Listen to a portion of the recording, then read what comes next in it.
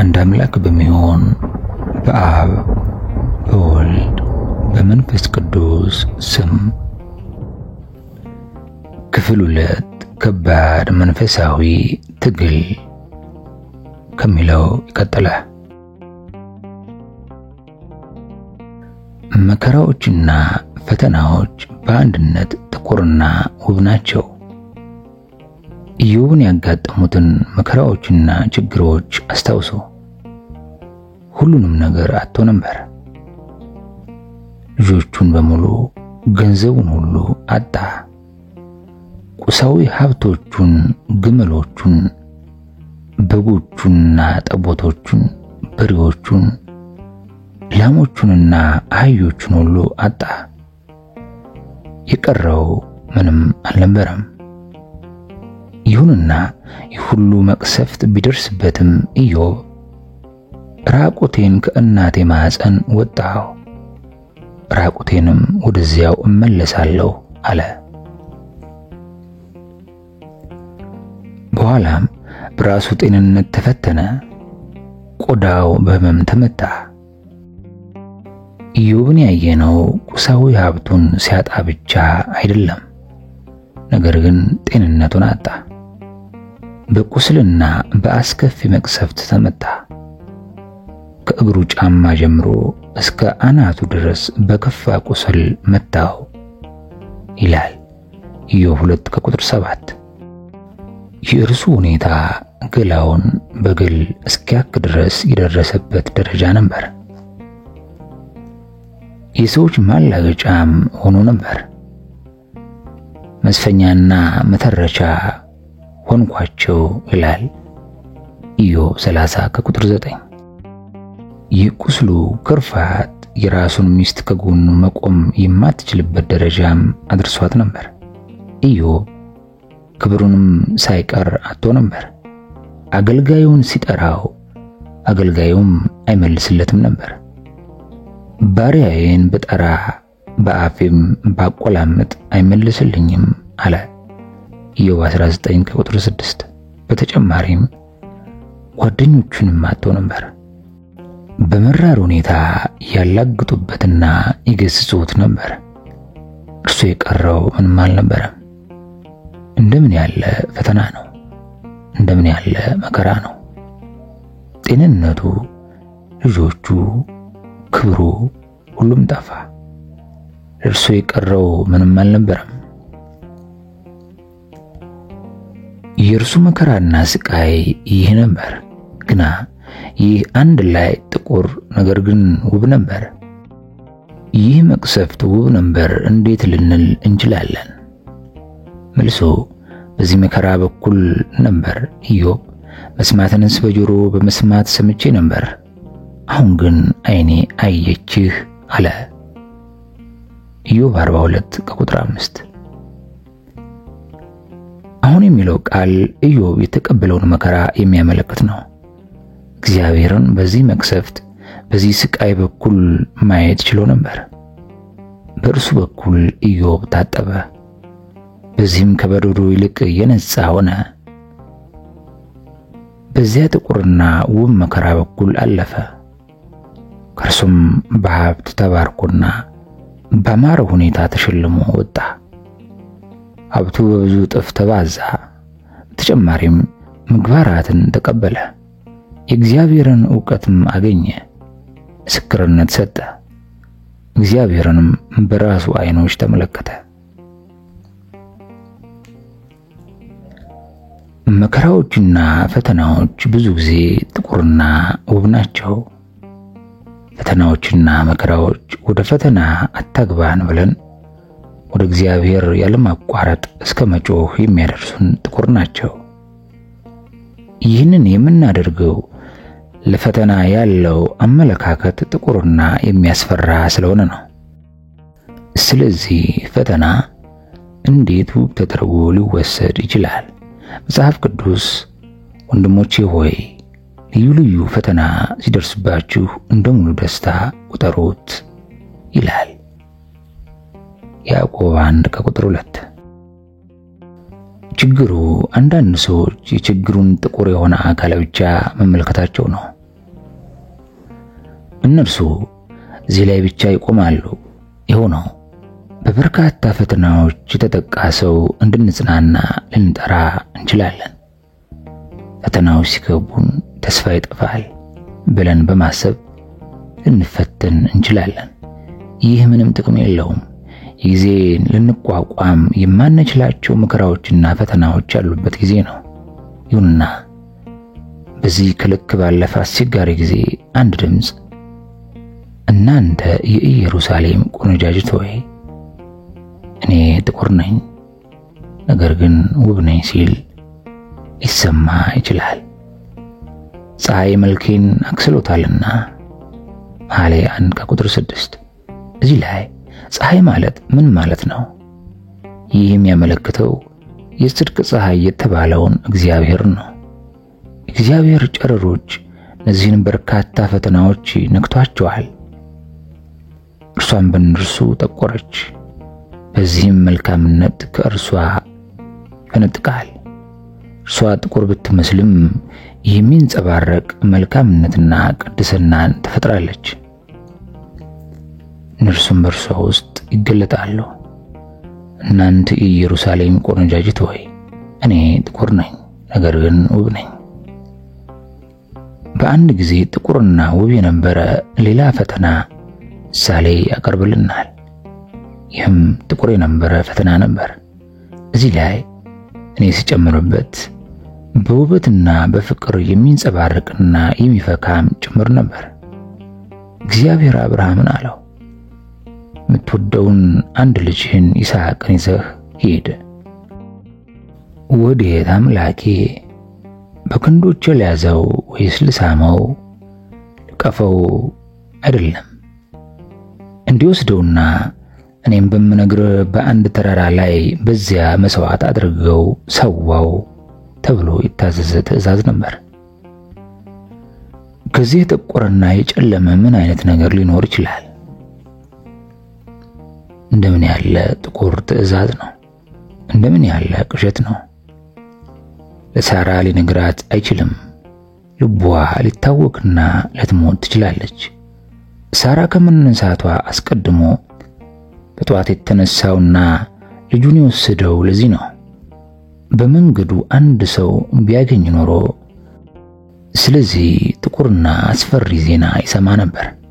አንድያ ልጅን የምወደውን ከረጅም ዓመታት ጥበቃና ቃል ኪዳን ከተስፋ መቁረጥ በኋላ ያገኘሁት ልጄን በራሴ እጆች ጉሮሮውን ልቆርጠው እየወሰድኩት እንደሆነ ያውቅ ነበር።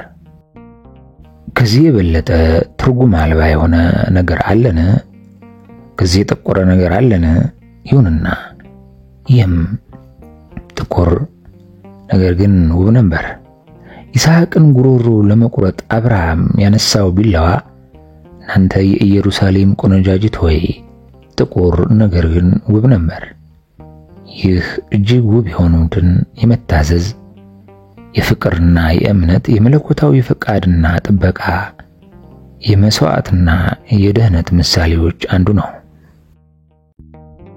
በአብርሃም እጅ ሊሰዋ የነበረው የይስሐቅ ምስል ከሚያስተላልፈው መልእክት ውበት የተነሳ በአብያተ ክርስቲያኖቻችን ውስጥ ተስሎ ይገኛል። ይህም ጥቁር ነገር ግን ውብ ነው። አባት ልጁን ለመግደል ቢላዋ ይዞ ያለበትን ይህን ስዕል ማየት ለትናንሽ ሕፃናት አስፈሪ ሊሆን ይችላል። ይሁንና ምስሉ ጥቁር መስሎ ቢታይም አሁንም ውብ ነው። እንዴት?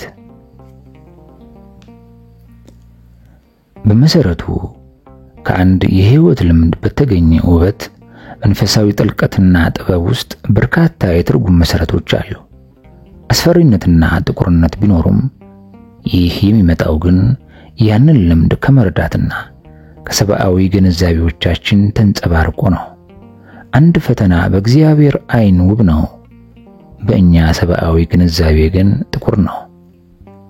ሊደርስብን ከሚችል ከማንኛውም ፈተና የተወሰነ መልካምነት ፈንጥቆ ይወጣል።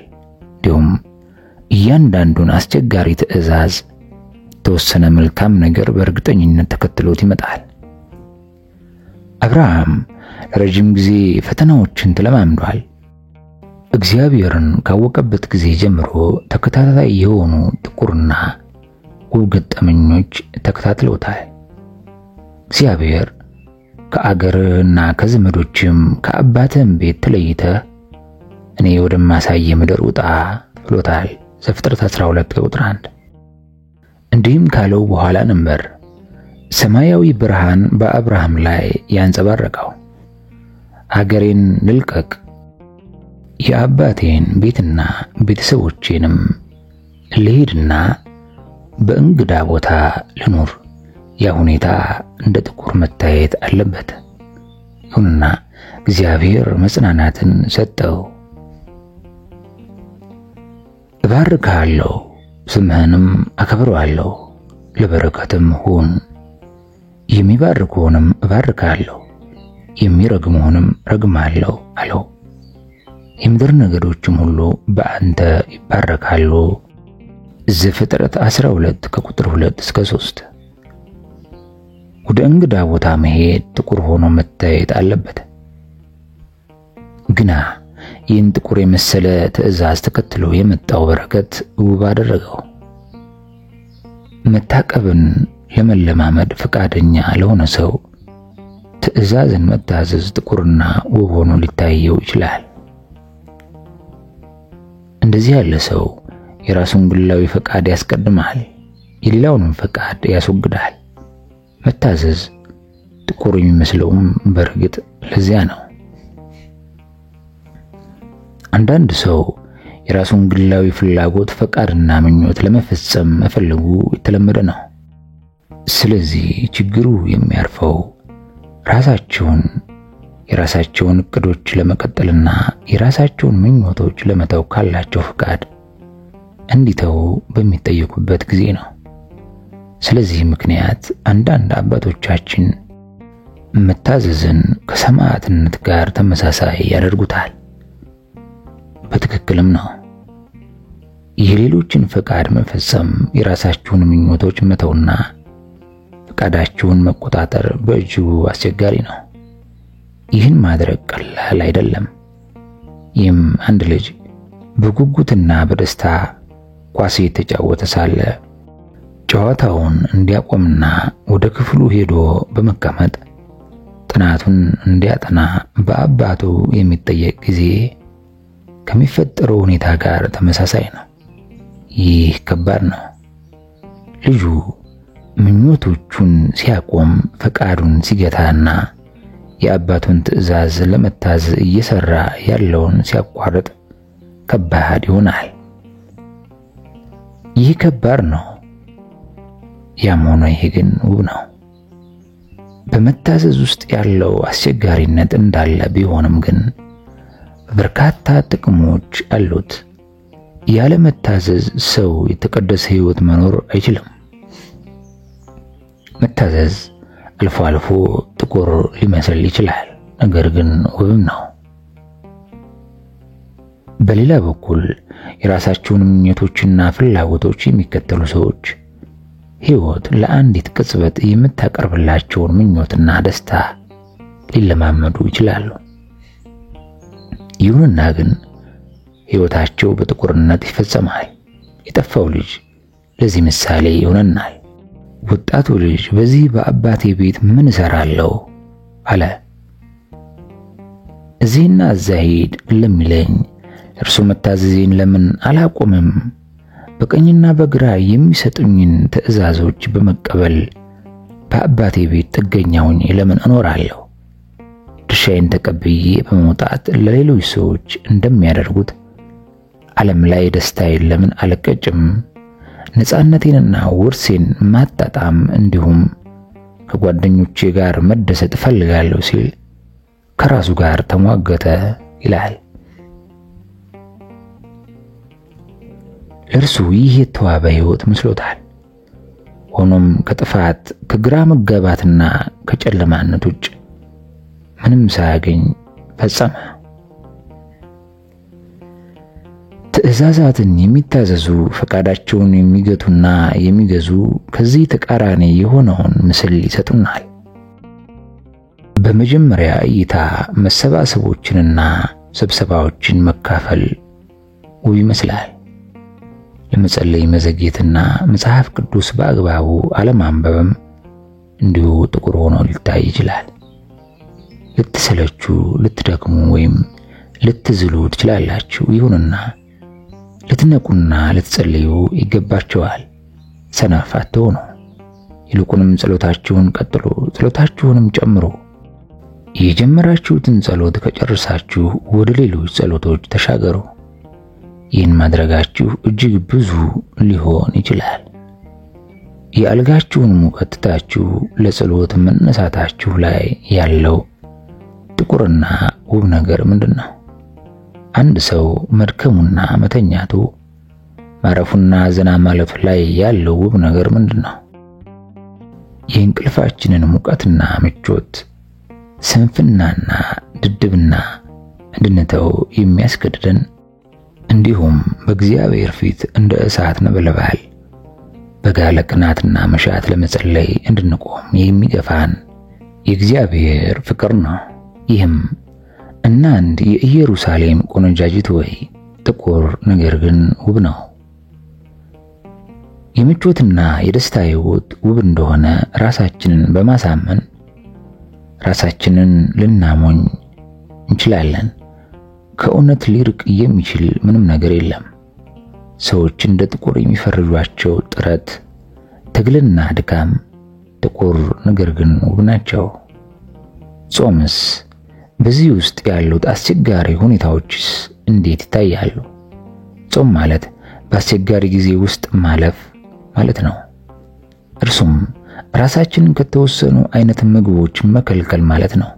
በዚህም አስፈላጊ ንጥረ ነገሮች፣ ፕሮቲኖች፣ ቫይታሚኖችና ሌሎች ነገሮች ያላቸውን ምግቦች ማጣት አለ።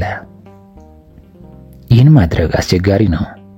እርግጥም ይህ ጥቁር ነገር ግን ውብ ነው። ሁሉም መንፈሳዊ ተግባራት ይህን ጸባይ፣ ይህንን በተመሳሳይ ጊዜ ጥቁር ነገር ግን ውብ የመሆንን ሁኔታ ይጋራሉ። ምጽዋትን እንደምሳሌ እንውሰድ። ስለዚህ ተግባር አስፈላጊነት በራሳችን መካከል ምክንያት ልናቀርብ እንችላለን።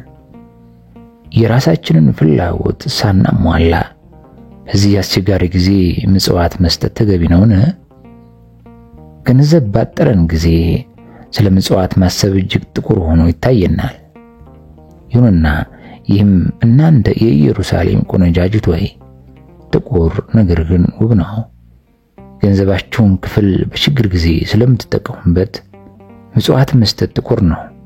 ነገር ግን ይህች ግን ከጉድለቷ የነበራትን ዳሯን ሁሉ ጣለች ይላል ሉቃስ 1:4። ይህን ማድረግ ቀሪውን ገንዘብ ስለሚባረክ ውብ ነው። ካገኛችሁት ላይ የመጀመሪያውን ለእግዚአብሔር መስጠት ከምጽዋት ተግባር የበለጠ ከባድ ሆኖ ይሰማችኋል። ከረጅም የትምህርት ዓመታት በኋላ የሥራ ሕይወታችሁን መምራት ጀምራችሁ ግና ለረጅም ጊዜ የጠበቃችሁት የመጀመሪያ ደሞዛችሁ እርሱን እርሱት። ለእግዚአብሔር መሰጠት አለበት። ይህን ማድረግ አስቸጋሪ ነው። ይህም ጥቁርና ውብ ነው። ያገኛችሁትን የመጀመሪያውን ፍሬ የመስጠትና ለእግዚአብሔር ምጽዋት የማድረግ ይህ ምግባር፣ ይህን ለሚያደርጉት እናንተ የኢየሩሳሌም ቆነጃጅት ወይ እኔ ጥቁር ነኝ ነገር ግን ውብ ነኝ እያለ ይዘምርላችኋል። ገንዘብን አውጥቶ መስጠት ከባድ ቢመስልም ውብ ነው። ይህ ማለት ምግባር ለዘላለም ጥቁርና ውብ ነው ማለት ነው አይደለም።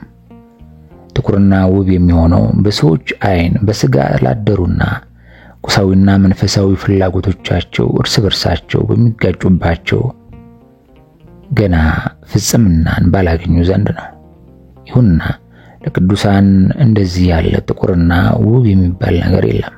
በመሰረቱ ሙሽራው ለእነርሱ ወዳጅ ሆይ እነሆ ውብ ነሽ፣ እነሆ አንቺ ውብ ነሽ፣ ዓይኖችሽም እንደ ርግቦች ናቸው ይላል መኃልየ 1:15። እናንተ ጥቁር ነገር ግን ውብ ናችሁ አይላቸውም። በእነርሱ ውስጥ የሚመለከተው ውበትን ብቻ ነው። አንቺ በሴቶች ዘንድ የተዋብሽ ሆይ ያላወቅሽ እንደሆነ የመንጎችን ፍለጋ ተከትለሽ ውጪ። መኃልየ 1:8። ይህ ምን ማለት ሊሆን ይችላል? በሰማያዊ ሙሽራ ፊት እኔ ጥቁር ነኝ ነገር ግን ውብ ነኝ አላለችም። ይሁንና እናንተ የኢየሩሳሌም ቆነጃጅት ሆይ እኔ ጥቁር ነኝ ነገር ግን ውብ ነኝ ብላለች።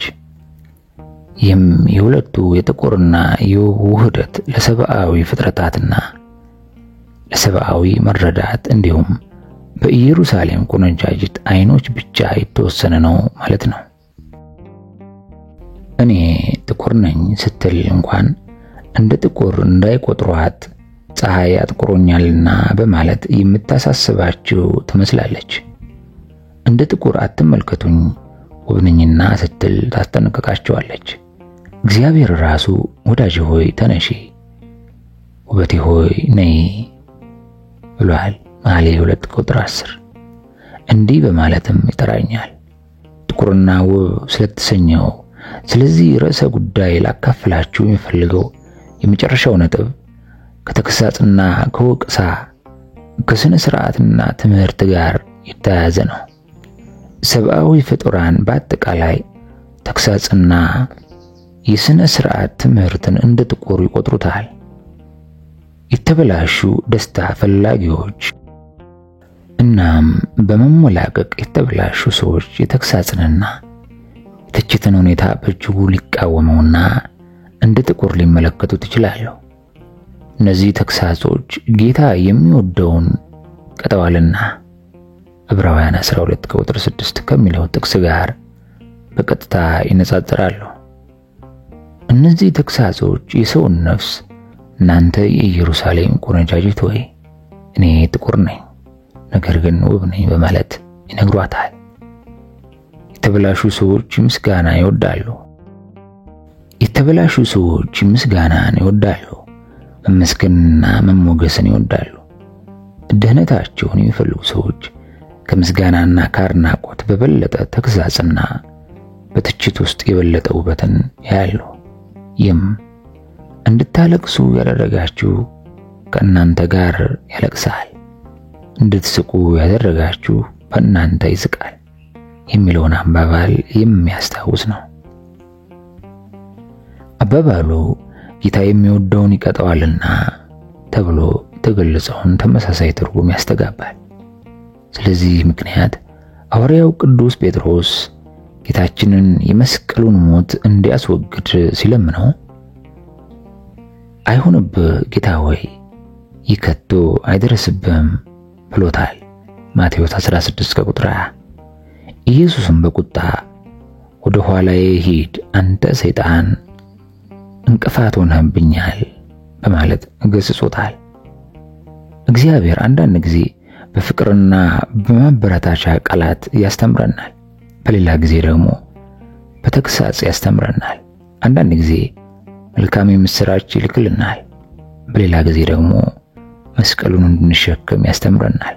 አንዳንድ ጊዜ መልካምነቱን በእኛ ላይ በፍቅር ያሳድርብናል፣ በሌላ ጊዜ ደግሞ ከምንፈልገው በላይ እስክናገኝ ድረስ ወደር የሌለው በረከቱን ያለማቋረጥ ያዘንብብናል። ይሁንና ፈተናዎችንና መከራዎችን መሰናክሎችን ይፈቅዳል። ዳግመኛም ጎልጎታንና ጌቴሰማኒን ይፈቅዳል። የሰው ነፍስ የምትፈተነውና የምትጠራው እንዲህ ነው። ጥንካሬንና ጽናትንም የምታገኘው እንዲህ ነው።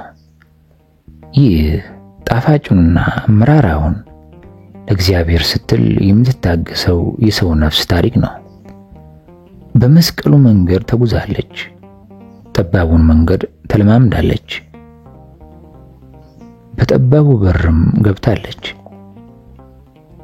ለእርሱ ስትል ተሰቃይታለች፣ ቆስላለች። ለሰዎች ይህች ነፍስ የደከመችና የመነመነች የባከነችና የጠወለገች ልትመስል ትችላለች። ከእውነት የሚርቅ አንዳች ነገር የለም። በዚህች ሕይወት ብቻ ክርስቶስን ተስፋ ያደረግን ከሆነ ከሰው ሁሉ ይልቅ ምስኪናኖች ነን።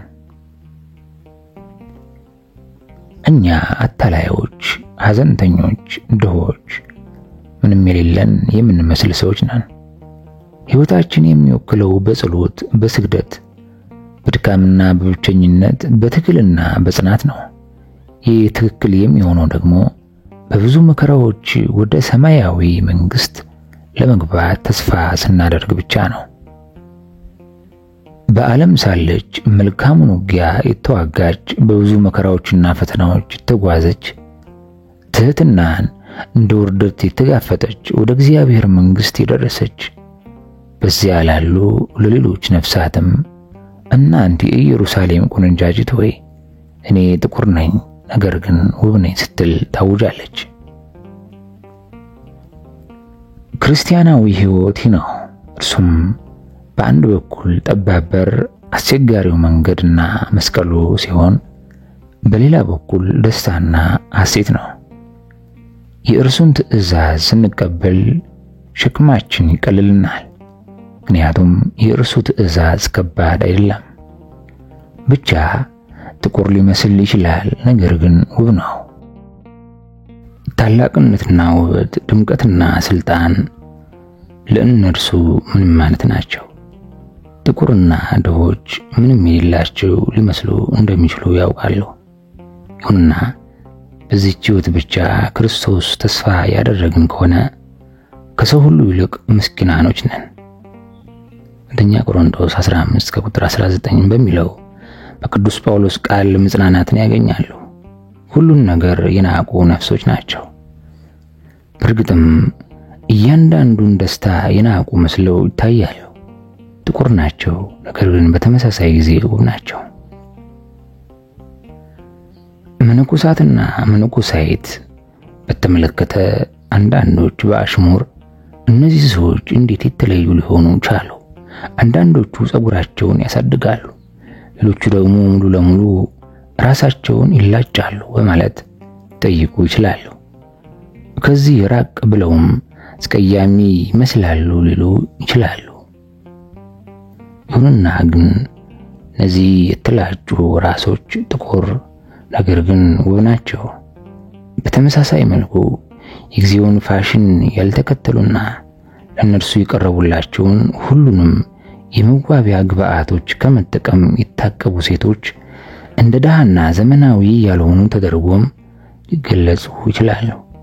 ያም ሆኖ ግን እናንተ የኢየሩሳሌም ቆነጃጅት ሆይ እነርሱ ጥቁር ነገር ግን ውብ ናቸው።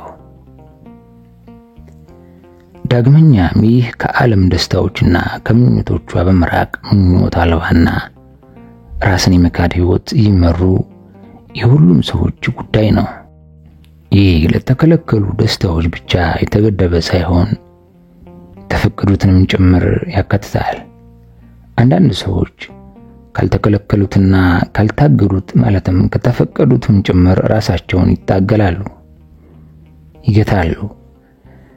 ሌሎች እነዚህን ሰዎች እንደ ድሃ፣ ምስኪንና ነዳይ ቆጥሯቸዋል።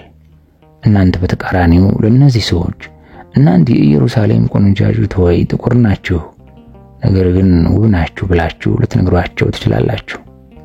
ተቸግረውና ፈላጊ ሆኖ ቢታዩም እንኳ በእውነት ግን እንደዚያ አይደሉም። ይህ የመቸገር ቀሪ መሰኘትና የመፍረክረክ ስሜት የሚሰማቸው የሚፈልጉትና የሚወዱት የተወሰነ ምኞቶች መሟላትን የሚተው ብቻ ናቸው።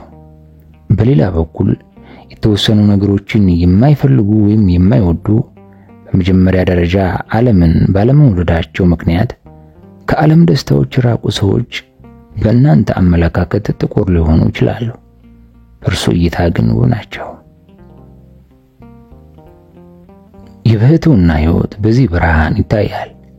እርሱም መቸገር፣ ሁሉን መተውና ዓለምን መናቅ ነው። ስለዚህ ይህ ጥቁር ነገር ግን ውብ ሆኖ ይታያል። ራስን የመካድና ምግባር አስተውሉ። ጌታችን እንኳን የባሪያን መልክ ይዞ በሰው ምሳሌ ሆኖ ራሱን ባዶ አደረገ፣ በምስሉም እንደ ሰው ተገኝቶ ራሱን አዋረደ ይላል ፊልጵስዩስ 2:7። በግርግም ተወለደ፣ እንደ ድሃ ሰው ሆነ። በሰዎች ዓይን እርሱ የአናጺ ልጅ ከዝቅተኛ ማህበረሰብ ደረጃ የተገኘ ብቻ ተደርጎ ታየ። በልጅነት ዕድሜው ግብጽ ውስጥ እንደ ስደተኛ ሆኖ እንኳን ኖሯል። ሰዎች እርሱን እንደ ደካማ ሰው ቆጥረውት ነበር እና መላእክት ይህንን ሰው የሆነ አምላክ ራስን የመካድ አርአያ አድርገው ተመልክተውታል። ስለዚህም መላእክቱ እነዚህ ሰዎች እናንተ የኢየሩሳሌም ቆነጃጅት ሆይ እርሱ ጥቁር ነው ነገር ግን ውብ ነው ብለው በመንገር ዘምረዋል።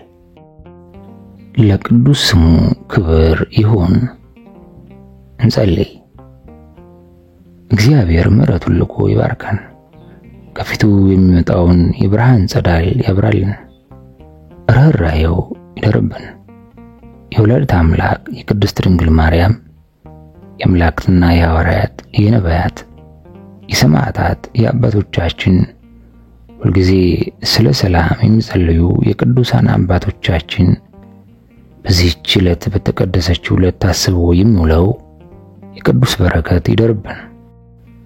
የሁሉም በረከታቸው ጸሎታቸውና አማላጅነታቸው ከሁላችን ጋር ይሁን፣ አሜን። ሰላም ከእናንተ ጋር ይሁን። እግዚአብሔርን አባታችን እንድንል እርሱ የበቃን ያድርገን፣ አሜን።